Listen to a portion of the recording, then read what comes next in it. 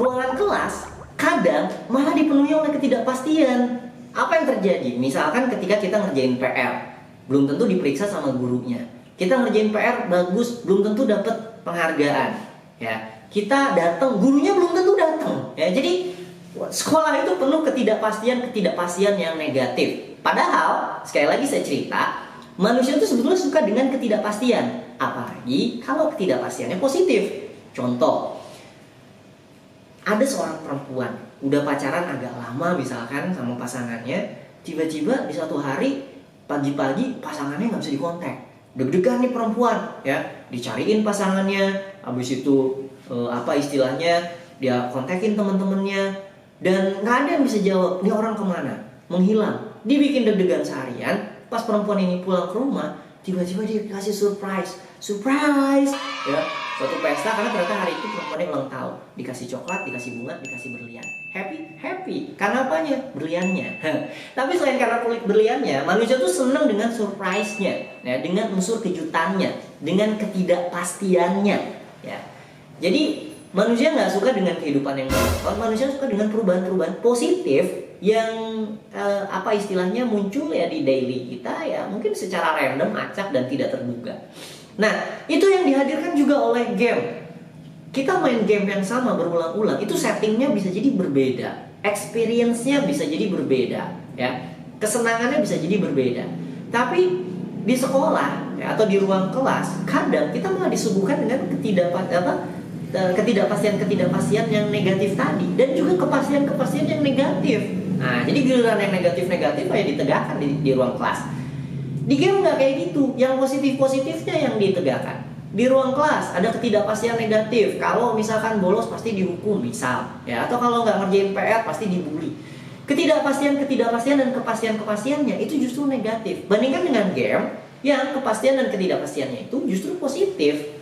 Itu yang kemudian sudah cukup untuk menjadi dasar orang lebih senang main game daripada stay di ruang kelas. Therefore, solusinya apa? Ya, cukup tiru gamenya aja. Hadirkan kepastian positif dan hadirkan juga ketidakpastian positif. Contohnya apa? Reward and recognition. Ya, ini kebutuhan dasar manusia yang ketiga yang itu dihadirkan di dalam game. Kalau kamu menang pasti disorakin kalau di game. Minimal keluar musik-musik yang menyenangkan. Kalau naik level, gitu ya. Kalau apa istilahnya menang PUBG dapat chicken dinner, itu pasti, dan dapat reward, dapat penghargaan. Sementara kalau di ruang kelas belum tentu kita dihargai. Oh, berarti kamu pengen dihargai? Enggak juga, itu kebutuhan dasar manusia. Minimal dianggap ada atau diakui, ya. Dan yang berikutnya, manusia itu butuh sekali yang namanya connection, ya, atau connectedness, atau love, cinta kasih. Di dalam game, banyak game-game yang bagus itu dia menghadirkan unsur romance juga, ya. Contohnya tadi saya cerita tentang Final Fantasy, JRPG yang laku banget di pasaran. Salah satunya karena selalu ada unsur percintaan di dalam situ yang membuat pembacanya atau pemainnya itu merasa mendapatkan kasih sayang, karena manusia itu adalah makhluk yang simpatik, ya. Dia senang ketika melihat orang lain jatuh cinta, dia senang ketika melihat lain. Dan cowok juga sama juga, cuma cara menampilkannya bukan dengan sinetron yang dramatis. Game yang dramatis juga bikin cowok happy juga, contohnya, ya. Atau misalkan di dalam permainan kayak FPS, ya, cukup dengan bermain bersama teman, ya, kata-kata atau tagline yang dipakai sama Ragnarok online dulu, itu unsur-unsur yang membuat saya merasa terkoneksi dengan manusia yang lain, ya, sehingga manusia membutuhkan itu. Nah, sekolah sebetulnya cukup punya, ya, atau lembaga pendidikan biasanya punya connectedness. Biasanya ada namanya cinlok, ya, atau cinta monyet. Itu connectedness yang bikin sekolah itu menyenangkan. Tetapi ada juga orang-orang yang karena mungkin tidak paham bahwa manusia itu butuh connectedness, juga justru tidak menggunakan fitur connectedness itu untuk bikin orang betah di kelas. Contohnya guru. Kadang yang namanya guru itu nggak bikin anak tuh merasa terkoneksi dengan guru tersebut. Makanya ada namanya guru killer, guru yang nyebelin, guru yang dia nggak suka, ya. Itu biasanya nggak mainin connectedness tuh. Sehingga anak lebih suka main game atau pacaran atau saya nggak tahu untuk menemukan connectedness itu, gitu. Sementara ruangan kelas seringkali tidak menyediakan itu. Yang berikutnya growth, ya. Lebih spesifik lagi growth yang kerasa. Oke lah, di ruang kelas sudah hampir pasti kita grow. Kalau kita belajar, kalau kita merhatiin guru, kalau kita ngerjain PR, kita pasti grow. Tapi growth-nya itu belum tentu kerasa. Kalau untuk hal yang ini, saya membandingkan bukan cuma dengan game, tapi yang lebih ketara itu sebetulnya adalah dengan latihan karate. Saya sendiri adalah seorang karateka, dan waktu SMA, saya latihan karate setiap hari. Dari hari Senin sampai hari Senin lagi. Kenapa? Karena saya pengen cepet naik sabuk waktu itu. Dan memang terbukti, saya selalu naik sabuk 2 tingkat setiap kali ujian. Ya. Dan itu bikin saya happy, bukan karena bisa saya pamerin, ya karena nggak banyak juga yang paham tentang dunia karate di lingkungan saya pada saat itu, tapi karena saya grow gitu. Karena saya ngerasa kemarin gue sabuk putih, sekarang gue sabuk orange gitu. Kemarin gue sabuk orange, sekarang udah hijau 2. Kemarin sabuk hijau 2, sekarang udah biru 2, dan seterusnya. Saya merasa saya grow. Therefore, karena saya grow, saya menekuni dunia di mana saya grow. Nah, kadang ruang kelas itu tidak tidak memberikan fitur tersebut, sehingga orang malas ada di ruang kelas dan lebih seneng main game. Game juga sama kayak latihan karate, terutama game FPS. Ada ranking misalkan, ya. Di dalam game itu ada level mythic atau legendary atau ya bronze gitu kan. Kenapa mereka senang? Mereka grinding gitu. Mereka terus-terusan main game supaya mereka naik level. Kenapa? Karena pada dasarnya manusia membutuhkan gold. Ini sebetulnya digunakan oleh perbankan. Ya. Di perbankan itu ada akun silver, gold, platinum misalkan. Itu karena pada dasarnya manusia senang grow. Manusia senang kalau sekarang akun gue udah gold loh.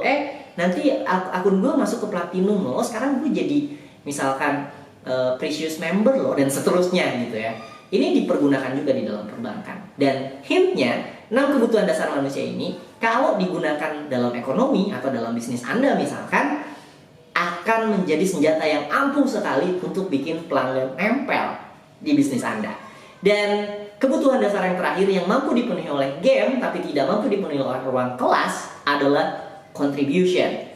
Sedikit sekali guru atau fasilitator yang mengajar di ruang kelas ini, yang setidaknya di zaman saya, nggak tahu, mudah-mudahan kalau zaman sekarang sudah berkembang lebih jauh ya, yang mampu untuk membuat anak didik atau peserta didiknya itu merasa berkontribusi akan sesuatu. Kecilnya berkontribusi terhadap perkembangan temannya, berkontribusi terhadap diskusi di dalam kelas, ya. Lebih besarnya mungkin berkontribusi terhadap kemanusiaan. Misal, tadi saya sudah cerita tentang game Suikoden di episode sebelumnya. Kenapa saya suka sekali dengan dengan game Suikoden? Karena game Suikoden itu isinya anak muda yang nolongin masyarakat-masyarakat yang kesusahan, yang kesulitan, yang kemudian setelah masyarakat itu menjadi masyarakat yang lebih baik, mereka kemudian jadi loyalis si pemuda ini dan membantu pemuda ini bareng-bareng nyerang balik negaranya dan merestorasi perdamaian yang ada di negara asalnya itu. Apa yang dirasakan oleh saya sebagai playernya? Contribution. Saya merasa berkontribusi terhadap, walaupun cuma story ya, walaupun cuma game simulasi, saya merasa berkontribusi atas hal-hal baik yang terjadi di orang-orang yang ada di dalam game ini gitu. Hal ini juga sama yang dilakukan oleh Eiichiro Oda misalkan di dalam series One Piece ya. Luffy dan Sang Mugiwara Pirates dan kawan-kawannya itu mereka padahal bajak laut ceritanya, tapi setiap kali mereka mestinya membajak laut suatu daerah, mereka justru malah berbalik menolong perdamaian atau memberikan manfaat yang luar biasa besar dan berjasa besar bagi masyarakat di daerah tersebut. Itu pembacanya banyak sekali teman-teman, karena sampai sekarang nggak tamat-tamat ya, saking banyaknya pembacanya, saking lakunya itu jadi cash cow-nya Oda. Tapi juga di sisi lain, hal ini juga menunjukkan bahwa Oda itu berhasil bikin pembacanya tuh setia. Kenapa? Karena ada sense of contribution. Si pembacanya itu merasa bahwa Luffy keren ya, dia bisa berkontribusi kemanapun dia pergi, dia bisa memberikan dampak positif. Pada dasarnya teman-teman, manusia itu always longing, selalu menginginkan untuk bisa memberikan dampak positif bagi orang lain. Itu sifat dasarnya manusia. Manusia itu bahkan diyakini diciptakan untuk memberikan dampak positif bagi lingkungannya. Sehingga bayangin mobil F1 ditaruh di track rally. Manusia yang mestinya bisa memberikan dampak positif atau kontribusi positif bagi lingkungannya dikasih batasan sehingga dia tidak bisa berkontribusi. Dia akan nggak betah, dia akan nggak happy, dia akan pengen keluar dari track rally tersebut dan balik ke lintasan F1 ya. Begitupun juga manusia, ketika di dalam ruang kelas dia merasa tidak bisa berkontribusi atau kontribusinya ditolak oleh fasilitatornya, maka dia akan pindah ke game. Dan itu adalah 6 kebutuhan dasar manusia yang membuat game itu menjadi sesuatu yang adiktif.